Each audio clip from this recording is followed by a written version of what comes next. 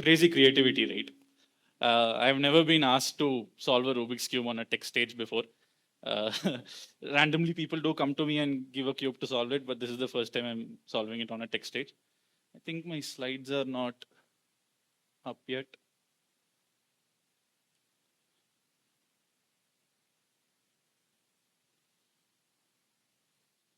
Yeah. So I don't think I need to introduce myself. Vadit did an amazing job here. So just before we start, if anyone cannot see the slides clearly, you can scan this QR and view the slides on your phone and follow along if it's needed. So I'll wait for 10 seconds or so and get started.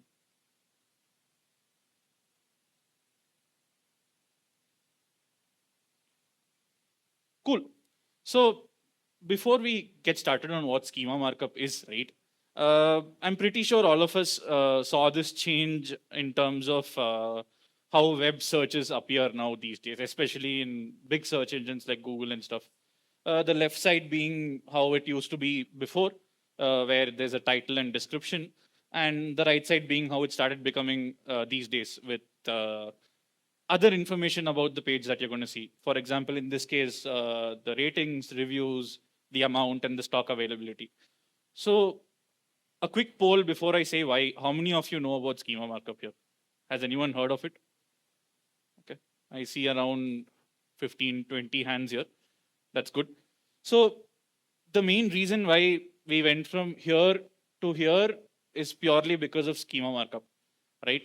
Adding this one bit in your application or code can transform your results from here to here. And I'm pretty sure all of us would click the right side over the left side, right? So what exactly is schema markup? So basically, simply put, schema markup is a shared vocabulary where search engines can understand your website better. Each of us build our apps differently. Each of us follow a different format, structure. And while search engines can get a basic idea on exactly how your website is structured, it might not understand every bit of your websites. So that's where schema markup comes in, right? It's a simple bit of code that you add to any of your page where you follow a specific structure defined by schema org in collaboration with the major search engines, as you can see. And that's all you need to do. And all the web, search engines are taught to understand this better, and they can give you more appropriate results, as you can see. Uh, the most used format here is called JSON LD. LD stands for linked data. There are other smaller formats that are not really widely used. The reason why JSON LD is used here is because all you need to do in your current website is add a script tag and add this. That's it. And your website would become rich results ready. So now let's come back to our example, right? A product. This is a product, headphones, and headphones on one result only has title and description, and on the other one has its reviews, how much it costs, and whether it's available or not, right?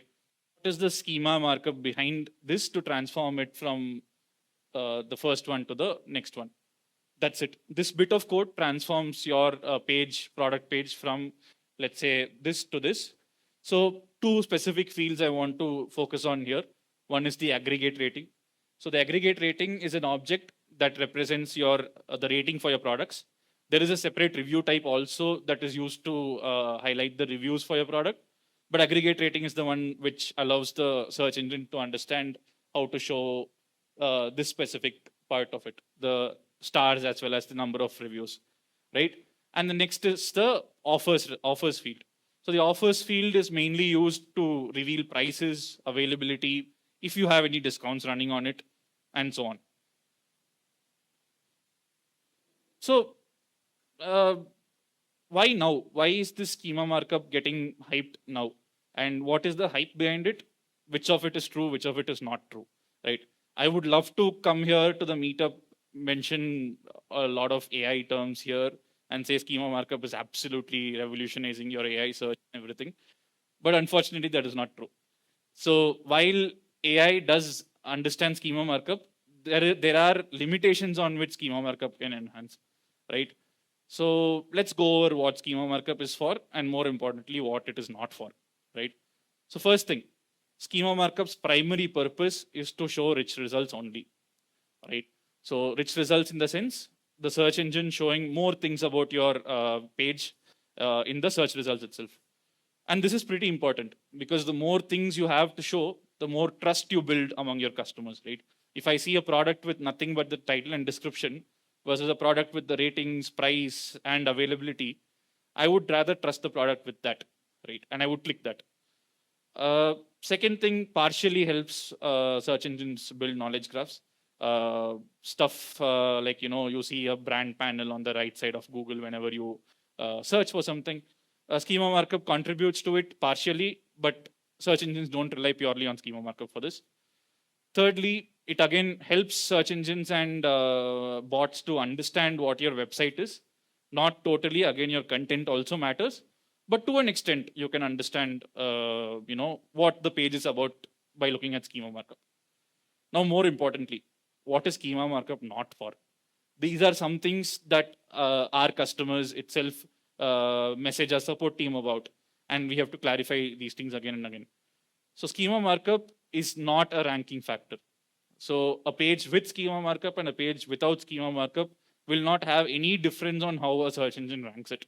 And Google explicitly mentions this in each of their docs and help pages. Schema markup is purely for rich results and not to rank any of your page. Schema markup is not required for AI overviews. Google and Bingbot do say that they look at schema markup, whereas other bots do say that they parse schema markup out of HTML. But it's not absolutely necessary for you to have schema markup to be featured in AI overviews. If you just have a normal website with good content, AI bot can still read your website, right? And extending that, AI just having schema markup does not guarantee visibility in AI. Schema markup does create more trust, but at the same time, just adding it will not make sure you are featured in any of these citations. So we are, after all, in a React meetup now, and we need to cover stuff related to front end and not just SEO. Schema markup is for SEO experts, but let's cover some front end. So initially, Tapas did mention on how we are moving towards doing stuff on the server and server-side rendering. And the case of SEO and schema markup also supports that, right? So good news is if you have a client-side app already, which is too huge, too large to migrate, or you simply don't find it worth to pay the server costs to migrate, you can still add your SEO tags and schema markup to it, because Googlebot and Bingbot do mention in their documentation that they have headless browsers that execute JavaScript and eventually index your page, although not immediately. GPT-bot as well as Perplexity don't document this specifically. And I've had mixed results on trying to access a client-side rendered page via these AI agents. Some pro versions do execute JavaScript, but the free ones don't. So for safety purposes, we can assume that other AI bots don't index client-side pages that well. But if you have, let's say, server-side rendered page, static-side generated page, or use React server components for this, you're guaranteed to pretty much be visible to any bot that there is, right?